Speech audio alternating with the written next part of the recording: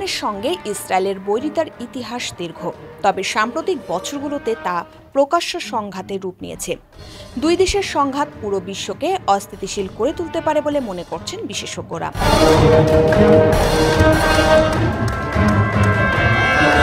সামরিক সক্ষমতার শীর্ষ দেশগুলোর মধ্যে র্যাঙ্কিংয়ে ইরানের অবস্থান 14 আর ইসরায়েলের অবস্থান 17তম। পারমাণবিক স্থাপনার, সামরিক খাতে ব্যয়, সেনাদের সদস্য সংখ্যা সবকিছুতেই দখলদারদের টক্করে এই দেশটি।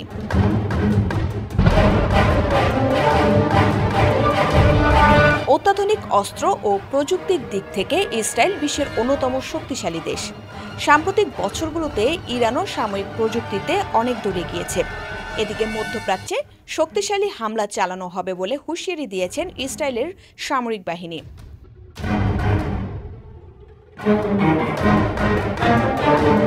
এই হুঁশিয়ারির পর পাল্টা হামলার হুমকি দিয়েছে ইরানও। এই পরিস্থিতিতে মধ্যপ্রাচ্যে নতুন এক যুদ্ধের সুর বেজে উঠেছে।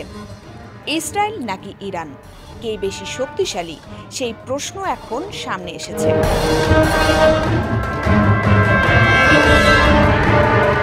নিয়মিত সেনাতেও ইসরায়েলের চেয়ে অনেক এগিয়ে ইরান। সামরিক উড়োজাহাজ, পরিবহন উড়োজাহাজ, সাজোয়া ট্যাঙ্ক, সাজোয়া যান, সাবমেরিন ও যুদ্ধজাহাজের সংখ্যা ইসরায়েলের তুলনায় বেশি এগিয়ে ইরান। ইরানে যেখানে নিয়মিত সেনার সংখ্যা 6,10,000, সেখানে ইসরায়েলে 1,70,000। তবে রিজার্ভ সেনা ইসরায়েলের কাছে বেশি রয়েছে। এদিকে ইসরায়েলের কাছে ইরানের চেয়ে দ্বিগুণ যুদ্ধবিমান রয়েছে।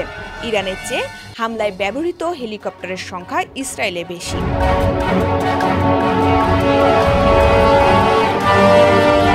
ইরানের রয়েছে 10,513টি ট্যাঙ্ক, 6,798টি কামান এবং 640টিরও বেশি সাজোয়া যান। এছাড়া সেনাবাহিনীর রয়েছে 50টি হেলিকপ্টার, বিপ্লবী গার্ড বাহিনীর রয়েছে আরও 5টি। বিপরীতে ইসরায়েলের রয়েছে প্রায় 400 ট্যাঙ্ক, 530টি কামান ও 1,190টি সাজোয়া যান।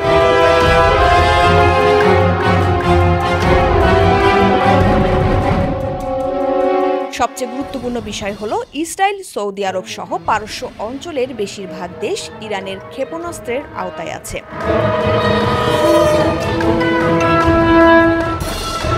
ফলে শত্রুপক্ষের ক্ষয়ক্ষতি সাধনের ক্ষমতা ইরানের ভালোই আছে, আর এটাই বিরোধী পক্ষের কপালে দুশ্চিন্তার ভাঁজ ফেলতে যথেষ্ট।